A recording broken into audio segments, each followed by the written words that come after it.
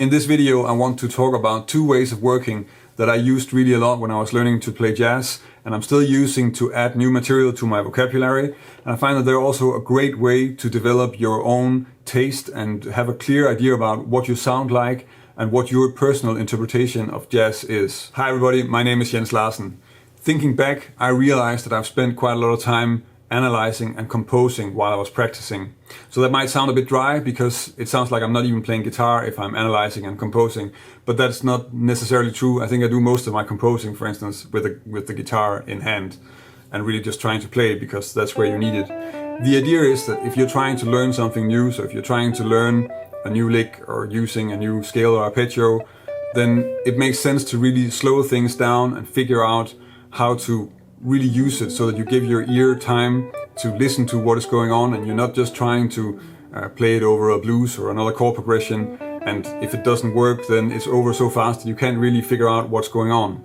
So the two things that I do here is that I'm trying to sit down and slowly compose material with and really just come up with licks with whatever I'm working on, and it can be a lick, it can be an arpeggio or something like that. So what I'm going to do in this video is I'm going to talk about some of the different ways that I use analyzing and composing, and also show you how I really use that to just generate new material, take it to a progression and really play a solo with it. What I'm going to do is to take a phrase out of the Charlie Parker Omnibook, and then I'm going to analyze that, talk a little bit about how I think about melodic phrases, because I think that's an important thing to check out also. And then I'm going to make some new lines with that material and show you how I work on it like that. The other part is going to be taking a specific way of playing an arpeggio, and there I'm just going to compose some different lines and trying to combine the new idea with some stuff that I already know and show you how that works. The Charlie Parker line sounds like this.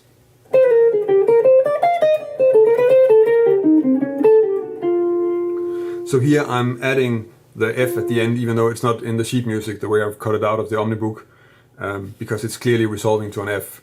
So when I started to get into jazz and want to play jazz, one of the first things that I really liked was Charlie Parker. And that meant that also one of the first books that I got a hold of was the Omnibook. And of course I couldn't transcribe Parker solos really at that point, and I also couldn't play them at tempo, so that was way too difficult. But I could still try and analyze them and figure out what he was playing and relate that to the chord, and in that way find material that I could use in my own solos. And I did spend a fair amount of time doing that, maybe also because I didn't really have too much else. I would be listening to the records, but at that point that was really too difficult for me to really transcribe. I was just starting to transcribe some of the easier, like Pat Martino and Benson stuff. So just to illustrate how I work with it, the fragment that I just played is from a rhythm change, and it's the last part of an A part, where it goes to the fourth degree, so it's in B flat, so that's E flat. Then it goes back to B flat. This written as a B flat 7 here.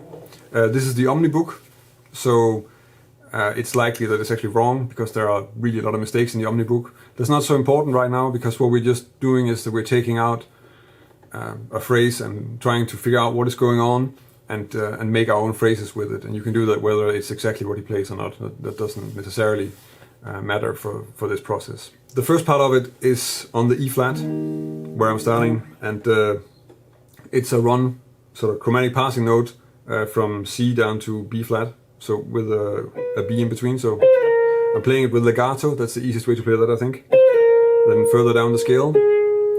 And then we get this 4-note phrase. And this is a good example of some of the things you need to sort of start to look for, I find, when you're trying to learn jazz. Well, actually probably if you're trying to learn any genre of music. There are gonna be small sort of melodic fragments that are used very often, and they're very practical to know. And you're probably better off trying to figure out what they are and trying to figure out how to use them than trying to learn to play longer phrases and longer licks, because if you're improvising, you're gonna get more out of having a small bag of small pieces, not a large bag of small pieces, rather than a small bag of some very large pieces if you want to put something together that sounds nice. And this is a good example of that. It's kind of like a fragment from a G minor pentatonic, so like 1, 3, 4 and 5 in G minor pentatonic, which of course works extremely well for an E flat major 7 chord. I'm playing it up here. Then the line goes back to B flat, and that's just a scale run from F, so not so interesting, I think. Even though you will find, of course, with Parker that he does do some really nice things with the scale runs once in a while, but I think this is maybe not the most exciting thing. Then we get this phrase. And that's a very interesting phrase in the sense that it's a chromatic enclosure. So we have really, that whole part of the bar is just about getting to the B flat in the next bar. So the first bar, the first note on the C minor. And we have a triplet in the beginning, which is just chromatically moving from A to C, and then down again to the A to lead us up to the B flat. And these are the kind of things that you can actually use for quite a lot of things. You can start checking out how you can take that small fragment out and then see if you can make some interesting lines with it. If I use it sort of within the C minor, then that will work quite well. Let's see, what can we do more? So that's kind of making it into a phrase on a 2-5-1 in F. So there are all these different things that we can do with it. And that's really what you want to do then. You want to identify the small bits and pieces that you like to use, and then, so that's the analyzing part. And then the other thing that you want to do is, of course, you want to see if you can figure out a way to use them, and that's the composing part. The next part we get is, once we're on the B flat, is a descending C minor 7 arpeggio, which is, of course, it's useful to notice that you can actually play arpeggios descending, because that is not the first thing you might practice, or you might not come across it. But for the rest, that's also not terribly exotic. And then we get this next part on the F7. So it goes from the C up to the D flat, so we go to flat 13, skipping up to the A. So I really like, this was something that I remember also looking for, ways of using larger intervals. And I did kind of figure out quite quickly that with Parker, you find a lot of 6 intervals. That's the interval that he's using the most, I think, when it's besides the second and the third, so really just the scale runs and the arpeggios. And that means that they kind of stick out, and they are, because they are the inversion of the third interval, then they're quite melodic, and that's something to sort of check out how to use them. And this is a really good example. Actually, this is an example that I didn't see him use before. So up to the flat 13 and then skip up to the third. And then the way he continues is that he just runs down the scale first, so down to a G, and then G flat to resolve to F. And I think for me, for my personal taste, if I come across this, I would probably want to make this an altered line, so I would probably make it A and then an A flat. So go from the flat 13 up to the third, sharp 9, flat 9, down to the root. But that's of course just my taste, and but that's also a good thing to maybe start noticing already. What he is doing and how you want to use it might not be the same thing, and you can sort of realize that sometimes that you want to have another sound, or you want to change a few notes because that just sounds better, which is really about developing your own taste and your own style. And you're not going to do that if you're just trying to learn how to play the lick. Of course, this is only one way of analyzing the line, but we are working towards generating some new vocabulary, so it makes sense that we're trying to take the line and then take it apart in a way that we can find sort of the natural building blocks that it contains, and we can see if we can take those out and use them in our own playing. So for that, analyzing lines is really useful, because you can really find sort of the small things that you can add to your own playing, and then the composing part is taking those blocks and see if you can connect them to all the things that you're already doing.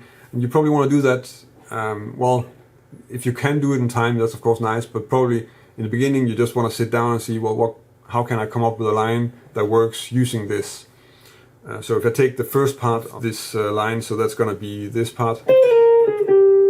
So of course that's an E flat, and if I want to use it in the context of a 2-5-1 in B flat major, then well, I can just move it to B flat really. I think it might still work, so this would work okay as a line over a C minor, because we're starting on the 5th of the C minor, then, and the rest is really just a scale run with a chromatic leading note.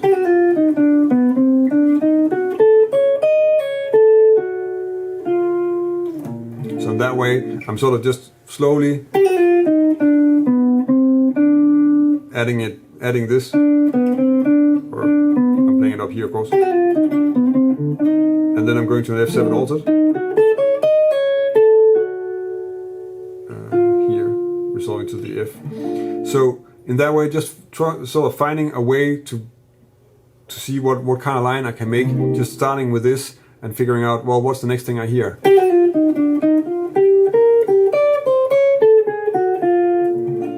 So in this one I'm altering the dominant in the middle, I think. There are all these different ways of working with it, where you can just sit down and see, if you play the line, what's the next thing I hear if I hear this progression.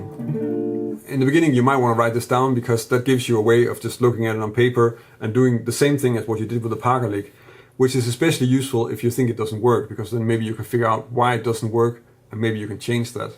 And in that way you might slowly start to improve your ability to come up with melodies while you're playing.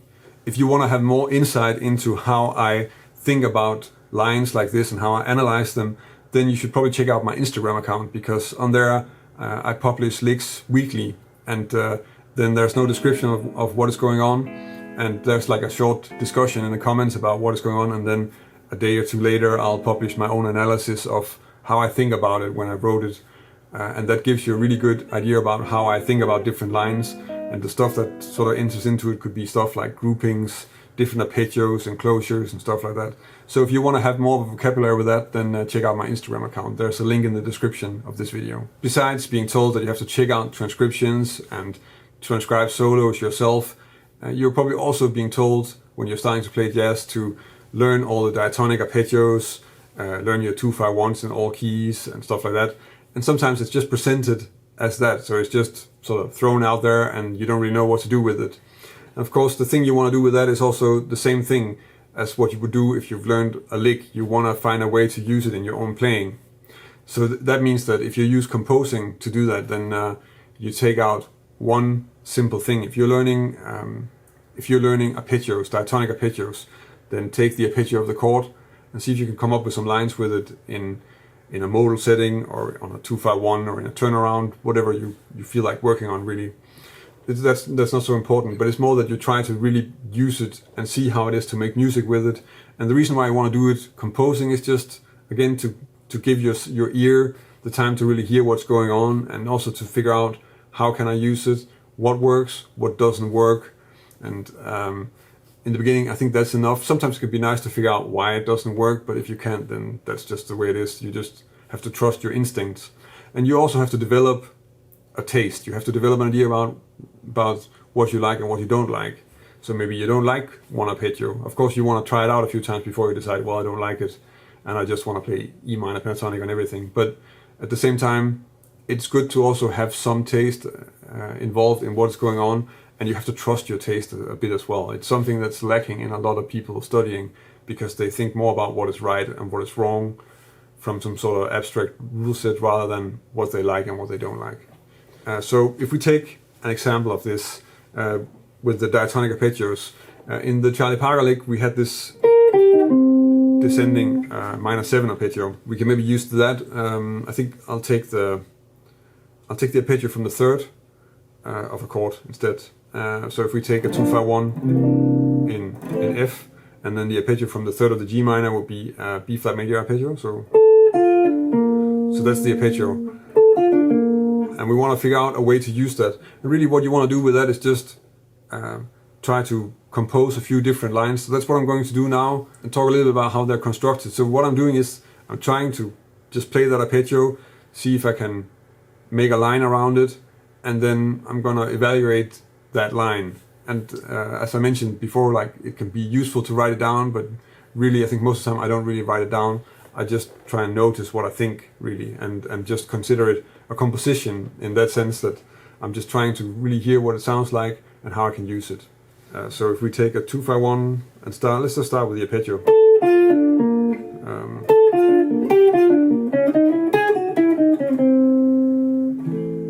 So here, I think the emphasis, I'm starting with a B flat major 7 arpeggio, and then I'm kind of using that same idea, but I'm changing the beginning note and that makes it kind of a G minor 7 arpeggio, and then I just turn that into a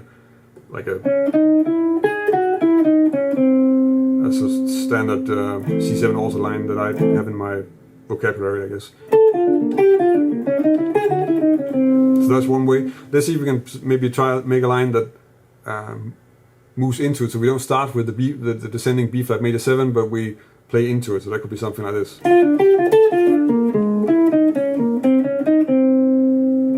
So here I kind of have this pedal point going, and then I move on to a C7 alto line. In the C7 alto line, I'm actually using the last part of the Charlie Parker line, because I go down to the flat 13 and then skip up a diatonic 6 to the third, and then resolve that. So that's another way of doing it. And of course we can also just change the rhythm. So now we played it in 8 notes. Let's try and add a triplet, so like this. And then that could be...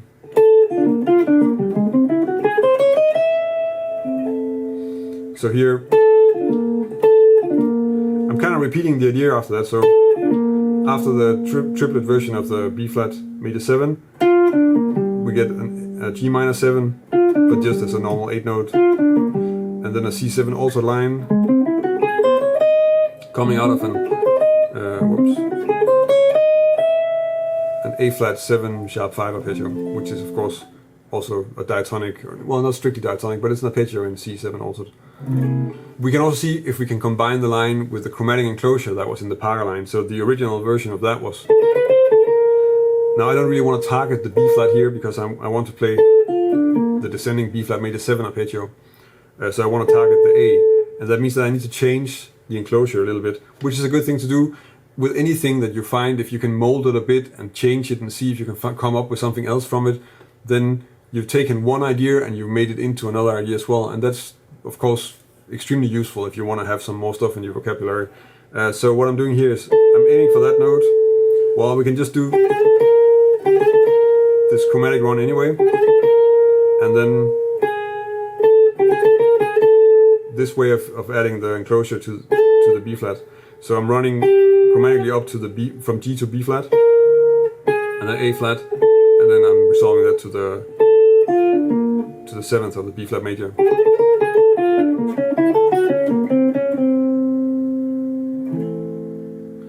So what I'm doing here is this, the enclosure, then the descending arpeggio, and then this line, which is just sort of a triad line of a C7 diminished type. See, so like an A major and an F sharp major triad in first inversion, and then resolving that to F major. What is maybe a little bit difficult to illustrate in this process is that with the composing, so the lines that I'm composing here, I've made a few 2-5-1 lines now, are not really things that I want to play like that when I'm soloing. I'm not trying to come up with 2-bar lines that I want to play. What I'm trying to do is I'm trying to practice using something. I'm trying to find the good way of using a small fragment, like in this case a descending arpeggio, and see what I can come up with, and what I can combine it with in my own playing. And that's also what I want to happen when I'm improvising. So I'll do that for some time, and then I'll try and work with the same thing in time. So maybe like a slow medium tempo, and then on a turnaround or a standard that I know really well, and then just try and use it and see if I can get it to sit well with the rest of the stuff that I'm playing. Because really, that's also what I'm doing when I'm composing. I'm playing something that I'm working on. In this case, it was this arpeggio. And then I'm just combining it with the altered lines that I already know, that I already have in my playing. And in that way, I'm trying to get new material into my vocabulary, and hopefully it will come out also when I'm actually improvising. Of course, I'm curious if you use analyzing or composing or both in the way that you practice, or if you have another way of working that you find is better for you, because of course this is my personal approach to working. I do find that it works really well for me, and maybe it also has to do with the fact that I learned to play jazz at a kind of late age, because I was already in my 20s. But at the same time, I think that especially analyzing melodies and really understanding how they're constructed is something that's maybe not done as much. I think in jazz we tend to really too quickly just be superficial about it's this scale, maybe it's this arpeggio, and then we're not going to go much further than that. And I think maybe going a little bit deeper into the melodic analysis is something that's extremely useful, because there's all those small building blocks that we have to learn how to use, and you need to identify them if you want to know what to work on and how to get them into your playing. So for that, I think analysis is really important. And then for me, composing works extremely well as a means of trying to use them and learn to use them. But yeah, I'm curious if you guys have another approach, then please leave a comment, because it's always nice to get another point of view on stuff like this. If you want to learn more about jazz guitar and this is the first time you see one of my videos, then subscribe to my channel. I publish a new video every Monday and Thursday, and I've been doing this for quite some time, so there's already a lot of material on my channel. If you want to help me keep making all these videos, then check out my Patreon page. I'm very grateful for the support that I'm getting from my patrons, and it's because of their support that I can keep on going with making the videos every week. So if you want to join me on Patreon, I can also give you something in return for your support. That's about it for this week. Thank you for watching, and on to next week.